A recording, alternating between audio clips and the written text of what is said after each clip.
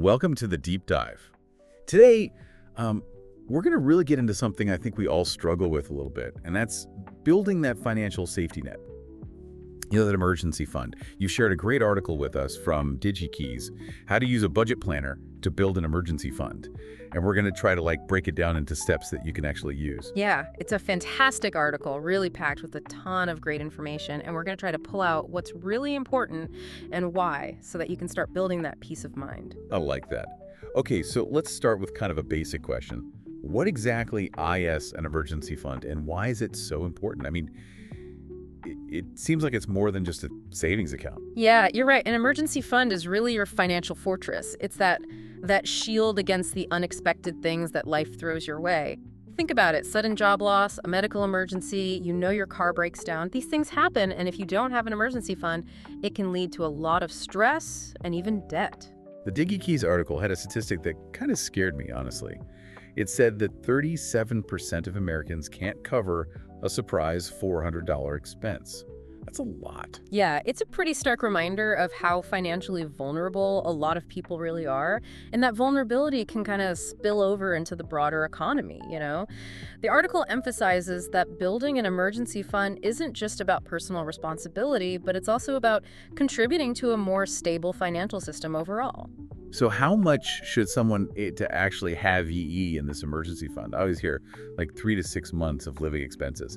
But the DigyKeys article makes a good point that it's not really one size fits all. Absolutely. It's definitely a good starting point, but you really need to think about your own personal situation. Like someone with a very stable job, they don't have many dependents, they might feel okay with a slightly smaller emergency fund. But someone who's, say, a freelancer or has a family to support, they probably need a bigger cushion. Makes sense. The article suggests using a budget planner to figure out your personalized emergency fund target, which, yeah, makes sense. But beyond crunching numbers, what's the real value of using a budget planner? I like to think of a budget planner as your financial GPS. It's not about restriction, it's about empowering yourself. It helps you see that big picture, understand where your money is going, and then you can make conscious decisions about where you want it to go. Instead of feeling like your finances are controlling you, it's about taking control. Okay, yeah. I'm starting to see how it all kind of fits together. It's not just about being cheap. It's more about having a clear picture of your finances and making decisions. The article also mentions some psychological benefits like less stress, less anxiety. Absolutely.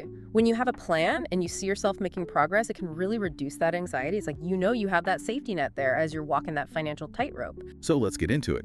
The DigyKeys article outlines some steps to build this emergency fund. The first one, it seems pretty basic. Assess your income and your expenses. And this is where that budget planner really comes in handy. It helps you kind of categorize your spending, and then you get that snapshot. Where is your money actually going? Are you spending $200 a week on takeout? Maybe you've got all these subscription services that are adding up. It's really about awareness, building that foundation for smart decisions. Yeah, I can see that. Once you kind of have that picture, the next step is setting realistic savings goals.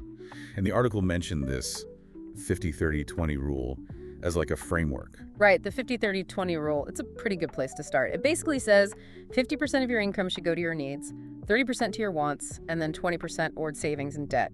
Now, it's not a hard and fast rule, okay? The key is finding what works for you. You might need to adjust those percentages a bit, depending on your situation or what your goals are. So more about the idea of making saving a priority rather than getting hung up on the exact numbers. Right, it's all about having a framework to achieve your goals, whatever they may be. And speaking of achieving those goals, the DigyKeys article talked about one strategy I find really interesting. Automating your savings. It's like putting your savings on autopilot. Pay yourself first, that's what they call it. Basically, set it up so money goes straight from your checking to your savings or your emergency fund right when you get paid. So you're saving before you can even think about spending it. I've also heard of the cash envelope system. It's kind of the opposite. So instead of automating, you put a specific amount of cash in envelopes, like for groceries, entertainment, eating out. And once the cash is gone, that's it. No more spending. Yeah, if you tend to overspend or make impulse purchases, that's a really good one. It makes you really think twice, creates a limit, makes it more tangible. Okay, so we've got assessing your income and expenses, setting goals, automating savings, this cash envelope system, a lot to think about. Anything else the article emphasizes when it comes to building an emergency fund? Yeah, one really important thing to remember is that this is a marathon, not a sprint. It takes time, consistency, and discipline. The article really encourages readers to celebrate those small wins along the way. Don't get discouraged if you don't reach your goal right away. Right. It's like any good habit. It takes time. But the payoff is worth it, right? Speaking of payoff, what about those unexpected windfalls? Tax refunds, bonuses, maybe you get a gift from a relative? How does the DigyKeys article say to handle that? Resist that urge to splurge. It's tempting, but, they recommend putting at least some of that windfall into your emergency fund. It's a chance to boost your savings, get closer to your goal. Smart. It's like a high five to your future self. Exactly. It's about making those conscious choices for your long-term well-being. Okay, well, we've covered a lot already, but there's still more to talk about. We'll be right back after a quick break to discuss some of the more nuanced parts of building that emergency fund, like how to reduce those expenses, maximize savings, and even what type of account is best. Okay, so we've kind of laid the groundwork, for building this emergency fund. We've talked about looking at your income and expenses and setting those goals, even automating your savings. But let's be real for a second. One of the hardest parts is actually saving that money, right? There's so many things to spend it on. The DigyKeys article had some tips on how to cut back on expenses, and I'm kind of curious about those. Yeah, it's all about being more mindful, I think, about your spending. And the good news is you don't have to live like a monk to do it. The article has some pretty creative ways to cut back without feeling like you're missing out. One of the tips that I saw was about negotiating bills. I always thought of things like my phone bill, internet bill, those are just set. But the article said that you can actually negotiate. Oh, yeah, for sure. You'd be surprised. A lot of times, if you just pick up the phone and call them, they'll give you a better rate. They want to keep you as a customer, right? It might feel a little awkward, but it's worth a shot. What's the worst they can say? No. Right, exactly. Okay, and then there's the whole thing about subscription services. It feels like those just, multiply. Oh my gosh, the subscription creep is real. You sign up for a streaming service, then a meal kit, maybe a box of, socks or something, and then you forget you even have, the article says to do a subscription audit, figure out which ones you're not using, and just cancel them. Be ruthless. I did that a couple months ago, actually, and it was crazy. I was spending so much on stuff I wasn't even using. I had no idea.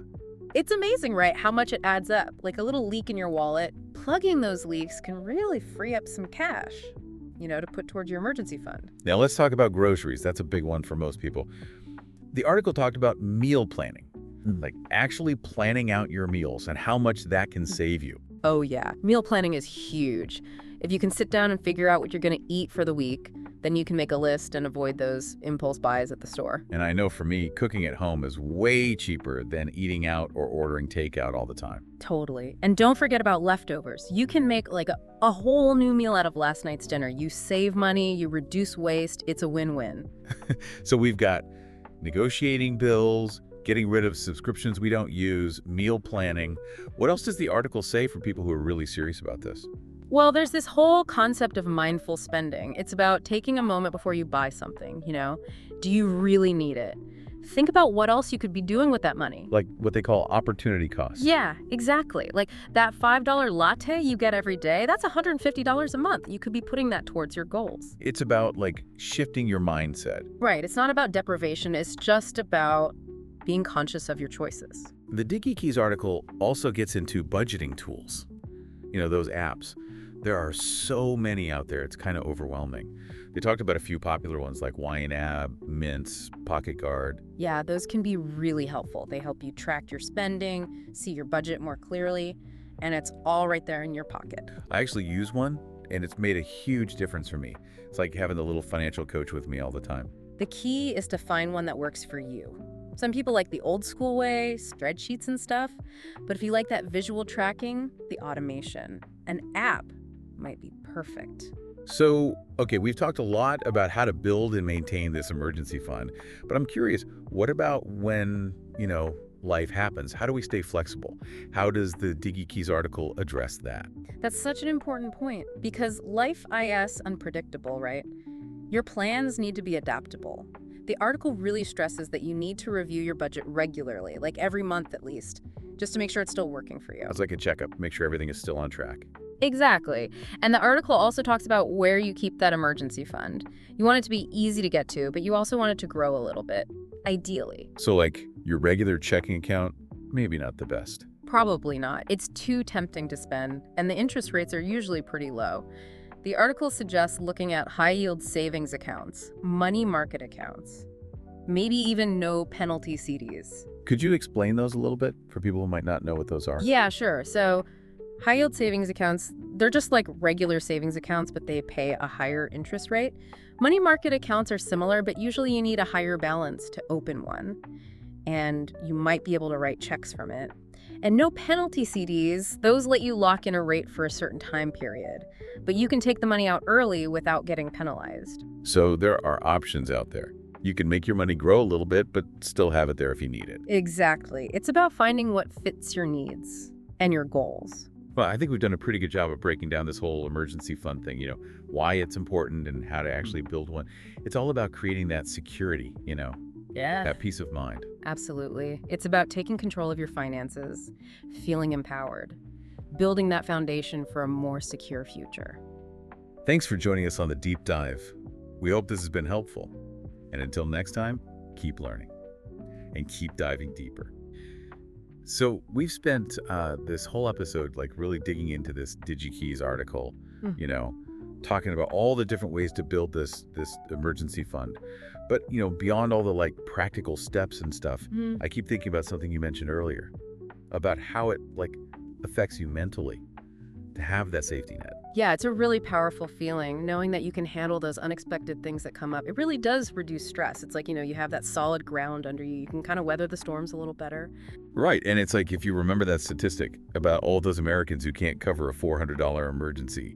By taking these steps, you're not just managing your money. You're actually part of the solution, Taking control. And the best part is you don't have to make these huge changes, just small, consistent actions, and it really builds up over time. I like that. And the DigyKeys article, they really emphasize that it's a journey, not a sprint. And they ends with this thought-provoking question. They say, Yeah. where you store your emergency fund, it matters. Yeah. It's got to be easy to get to, but ideally, growing a little bit too. Absolutely. You want that balance, that liquidity, but also some growth potential. It's not just about hiding cash under your mattress anymore. And we talked about those options, right? Like the high-yield savings accounts, money market accounts, no penalty CDs. They all have their pluses and minuses. Right. So as we kind of wrap up this deep dive, I'd encourage everyone listening to think about, what kind of account makes sense for them. Do a little research, compare rates, and choose one that fits their needs and goals. Exactly. And remember, this is about more than just the worst case scenario. It's about empowering yourself. It's about freedom and creating a future that's, more secure and maybe even more fulfilling. Well said. Thanks for joining us on the deep dive. We hope you found it helpful. And until next time, keep learning and keep diving deeper.